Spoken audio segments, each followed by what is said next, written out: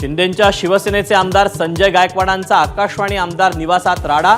निकृष्ट जेवण मिळाल्यानं वेटरला बेदम मारहाण। कोणताही पश्चाताप नसल्याचं सांगत दाखवली मुजोरी। आमदारांनी मारहाण करणं चुकीचं, सभापतींनी योग्य ती कारवाई करावी। विधान परिषदेत मुख्यमंत्र्यांचं मत, तर हा सत्तेचा माज, गायकवाडांचं निलंबन करा, विरोधकांची मागणी।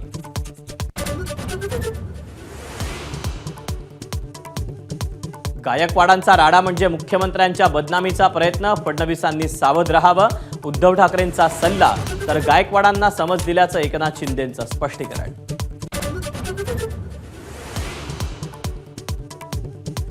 आकाशवाणी आमदार निवासातील कॅन्टीनची एफडीए कडून तपासणी, धान्य आणि तेलाचे सॅम्पल सील करून पाठवले, स्टोर रूमचंही करणार ऑडिट। मीरा भाईंदरचे पोलीस आयुक्त मधुकर पांडे यांची उचलबांगडी, मनसेच्या मोर्चाला परवानगी न दिल्यामुळे बदली झाल्याची चर्चा, निकेत कौशिक नवे पोलीस आयुक्त।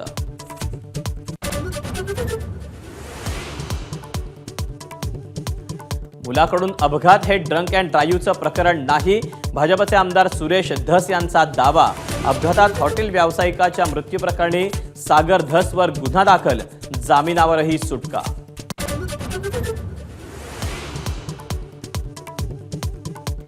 विना अनुदानित शिक्षकांच्या मागण्यांवर तोडगा, 18 जुलैपर्यंत शिक्षकांच्या खात्यात पगार जमा होणार, गिरीश महाजनांचं आश्वासन।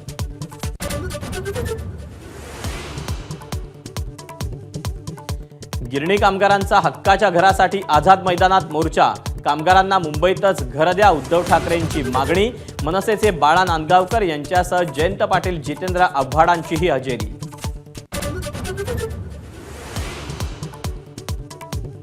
उपमुख्यमंत्री एकनाथ शिंदे, ठाकरेंचे आमदार सुनील प्रभूंची त्यांनी घेतली सांत्वनपर भेट। काही दिवसांपूर्वी सुनील प्रभूंच्या वडिलांचं निधन झाल्यानं शिंदे सुनील प्रभूंच्या भेटीला।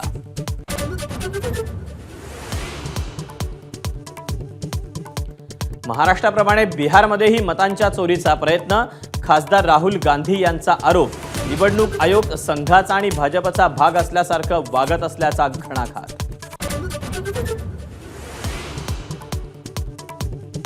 मुसळधार पावसामुळे गोंदियात पूरस्थिती, तिरोडा तालुक्यातील लोधीटोला गावातील शेकडो हेक्टर शेतजमीन पाण्याखाली, घरांचंही नुकसान, तर भंडाऱ्यात वैनगंगा नदीनं धोक्याची पातळी ओलांडली।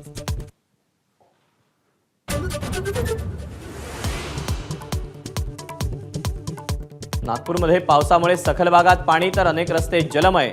रेड अलर्ट नंतर जिल्ह्यातील सर्व शाळा महाविद्यालयांना सुटी जाहीर।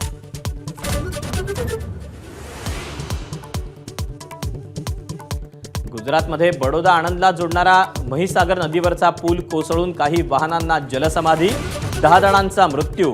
पंतप्रधान मोदींकडून मृतांच्या कुटुंबियांना प्रत्येकी 2 लाखांची मदत।